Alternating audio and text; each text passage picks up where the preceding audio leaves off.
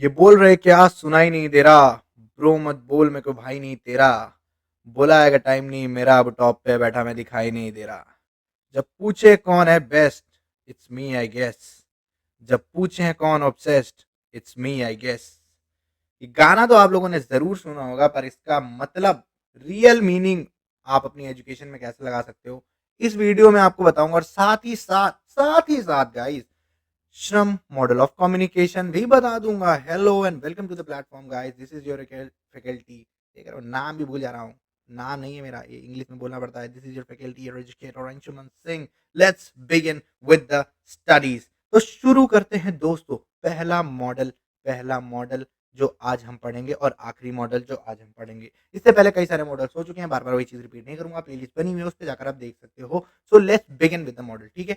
श्रम्स model of communication. Last lecture में मैंने आपको बोला था कि एक फील्ड ऑफ एक्सपीरियंस नाम की चिड़िया होती है, और डॉक्टर डॉक्टर आपस में बात करते हैं। बहुत सारी चीजें जो लोग कंटिन्यूसली फॉलो करते हैं उन्हें ये चीज पता होगी, जो नहीं फॉलो करते हैं कोई दिक्कत नहीं, हर एक वीडियो में पूरा मस्त कंटेंट, एंटरटेनमेंट सब कुछ मिलेगा।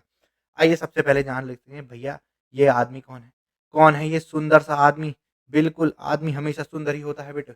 आदमी हमेशा सुंदर ही होता है। पैसे वाला लग रहा है ना, सुंदर ही है। बिल्कुल।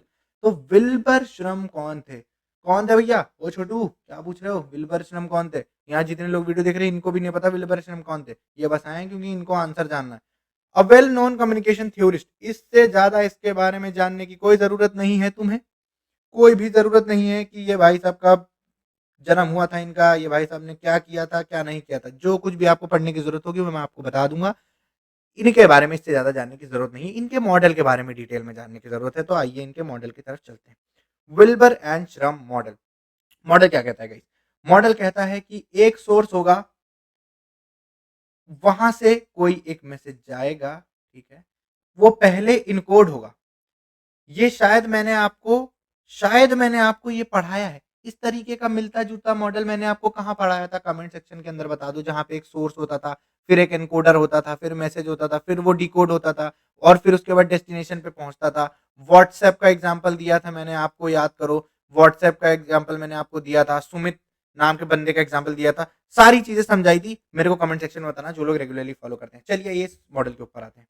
तो इस मॉडल में विल्बर शर्मा जी कहते हैं कि एक सोर्स होगा, वो यहाँ से कोई मैसेज भेजेगा, ठीक है। अब पहले मैं मान लेता हूँ कि ये सोर्स जो है वो कोई बंदा है, पर्सन है, ठीक है। ऑब्वियसली सोर्स एक पर्सन होगा, और वो व्हाट्सएप पे मैसेज कर रहा है। इसको इस तरीके से हम समझते हैं कि एक बंदा व्हाट्सएप पे मैसेज कर रहा है, या फिर सामने सामने से बात कर रहा है, ठीक है। तो पहले वो इनकोड होगा किसी लैंग्वेज के अंदर। अगर व्हाट्सएप पे बात कर रहा है तो पहले वो इनकोड होगा सिग्नल्स के अंदर। फिर वो मैसेज जाएगा, फिर अगले के पास डिकोड होगा, और उसके बाद डेस्टिनेशन तक पहुंचेगा। तो सर ये मॉडल तो आपने बढ़िया से समझा दिया था, कोई दिक्कत ही नहीं थी। पर ये श्रम साहब ने इसमें अलग क्या बोल दिया जो इन्होंने नया मॉडल करके ला के रख दिया हमारे सामने। बेटा ये देखो, ऊपर ये जो लिखा है ना इन्होंने, जो तो गोले बड़े बड़े बनाए हैं, ये सबसे इंपॉर्टेंट चीज है इस पूरे मॉडल की। Field of experience. जी हाँ। अब मैं आपको बताता हूँ कि ये इंपॉर्टेंट क्यों। ये इंपॉर्टेंट इसलिए है बेटा कि मान लो कि दो डॉक्टर आपस में बात कर रहे हैं। अब डॉक्टर की तो टर्मिनोलॉजी तुम जानते हो ना यार। मेरी बहुत नीट वाले बच्चों की इतनी रिस्पेक्ट है ना मेरे दिल में, मैं बता ही नहीं सकता। इतना कठिन कठिन शब्द आ जाते हैं ना, यू सुडलो LHFPQR, ये कुछ लिखा नहीं है मैंने, पर उनका जो लिखा होता है वो भी कुछ ऐसा ही समझ आता है मुझे। भाई इतने भारी भारी शब्द होते हैं। अब तुम सोचो, अगर वो ऐसी टर्मिनोलॉजी का यूज करके तुमसे तुमसे तुमसे कम्युनिकेशन करने लगे तो तुम्हें क्या समझ में आएगा। तुम डॉक्टर के पास जाते हो, वो तुमको जब कहता है कि ऑस्मियोलॉजिस्ट हो गया तुम्हें। अब ये कौन सी बीमारी है तुम्हें थोड़ी पता है, तो तुम डॉक्टर से क्या कहते हो कि सर थोड़ी सरल भाषा में समझाओ कि मुझे भी समझ में आ जाए, है ना। अंशुमान सर की तरह समझाओ सरल भाषा में, ये सब मेरे को ना बताओ। तो श्रम साहब ने कहा कि फील्ड ऑफ एक्सपीरियंस अगर सही होगा तो कम्युनिकेशन आसानी से, स्मूथली और परफेक्टली हो जाएगी। अब समझ लो डॉक्टर के सामने एक डॉक्टर बैठा है। उसने कहा कि सर आपको ओस्मोलॉजी हो गया है। सामने वाले को पता है कि ये लॉजी क्या होता है, वो समझ गया। कम्युनिकेशन एकदम जल्दी से कंप्लीट हो गया, है ना। तो इसलिए श्रम साहब ने कहा कि भैया फील्ड ऑफ एक्सपीरियंस होना जरूरी है। एक लॉयर अगर दूसरे लॉयर से बात करेगा तो वो ज्यादा अच्छे से चीजों को समझ पाएगा। अब लॉयर कह रहा है सेक्शन 2630A में ये मेंशन किया गया, उसके अगेंस्ट ये नहीं हो सकता। अरे नहीं पता भाई, सेक्शन 2630A तुमको पैसे किस लिए दे रहे हैं, इसलिए दे रहे हैं ना। तो हम उनसे कम्युनिकेट, वो हमें आसान भाषा में कम्युनिकेट करके समझाते हैं। अगर वो टेक्निकल भाषा में बताएंगे तो हमें नहीं समझ आएगा। पॉइंट समझ लो, जब फील्ड ऑफ एक्सपीरियंस सेम होता है तो हमारा कम्युनिकेशन ज्यादा अच्छे से हो जाता है। ये चीज विल्बरशम के मॉडल में एक्स्ट्रा थी यहाँ पर। ठीक है, बात समझ में आ गया। बाकी नॉइस, इंटरफेरेंस, ये सब पहले बता चुका हूँ, बार बार रिपीट करने का कोई लॉजिक नहीं है। ठीक है, स्टार्टिंग से सीरीज देखोगे तो तुम्हें एक भी प्रॉब्लम यहाँ पे नहीं आने वाली है। चलिए नेक्स्ट स्लाइड के ऊपर चलते हैं। तो नेक्स्ट स्लाइड में क्या लिखा है, अब ये देखो, इस मॉडल की खास बात क्या है, इंटरप्रिटेशन को क्यों इतना इंपॉर्टेंस दिया जा रहा है, दिखाता हूँ। इस मॉडल की खास बात की, मान लो दो लोग बात कर रहे हैं, ठीक, वही जो मैंने अभी आपको समझाया है, सेम ही चीज, कुछ अलग नहीं है बेटा। अब अगर मान लो ये डॉक्टर है, ये डॉक्टर है, ये लॉयर,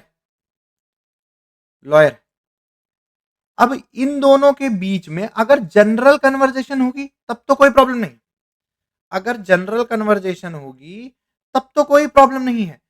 बट इन दोनों का अगर प्रोफेशन है लॉ और डॉक्टरेट, तो कुछ तो ऐसे वर्ड यूज ही करते होंगे अपनी डे टू डे लाइफ में जो नॉर्मली इंटरप्रेट करना आसान नहीं है। जैसे वही मैंने बताया कि ये डॉक्टर है, इसने बोल दिया कुछ डर्मेटोलॉजी ऐसे करके, ठीक है, डर्मेटोलॉजी बोल दिया इसने, जरूरी नहीं है ना कि इसको समझ में आता है डर्मेटोलॉजी, उसको नहीं समझ में आता भाई डर्मेटोलॉजी क्या होता है। उसको ये बताओ कि स्किन केयर, जब उसको समझ में आएगा कि स्किन से रिलेटेड जो है वो डर्मेटोलॉजी।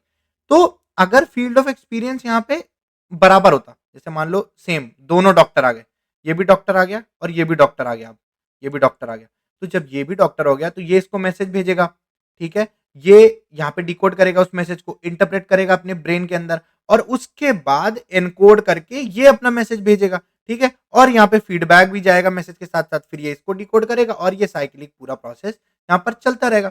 इन केस जब ये इंटरप्रेट नहीं कर पाया सही से तो क्या होगा, अगर मान लो मैं किसी ऐसे बंदे से बात करता हूँ जिसकी बातें मुझे समझ में नहीं आ रही, तो 2-3 मिनट इधर उधर आनाकानी करके गायब हो जाऊंगा, कम्युनिकेशन हो ही नहीं पाएगा ज्यादा देर तक, और अच्छा कम्युनिकेशन भी नहीं हो पाएगा। ठीक है, तो ये बात समझ में आ गई, बिल्कुल समझ में आ गई।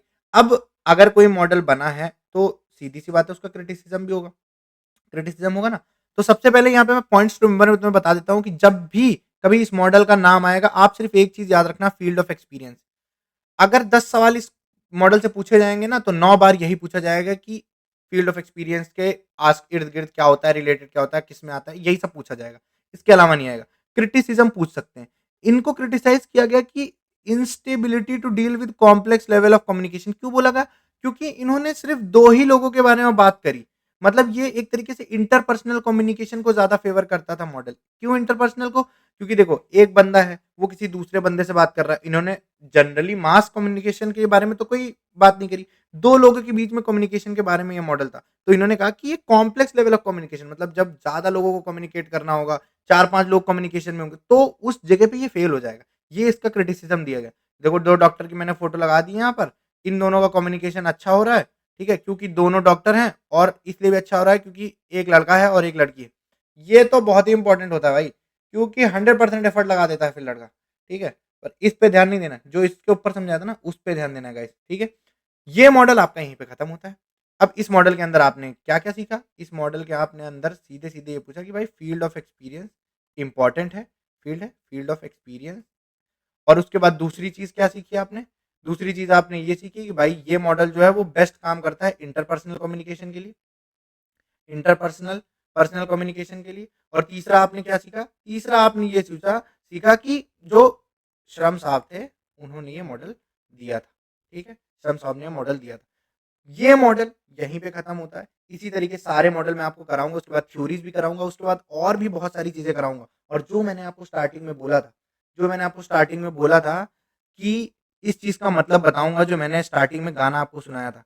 स्टार्टिंग में गाना आपको क्या सुनाया था, गाना ये सुनाया था कि ये बोल रहे क्या सुनाई नहीं दे रहा, तो पढ़ाई ऐसे करो कि आजू बाजू कोई कुछ भी बोले सुनाई नहीं देना चाहिए, ठीक है।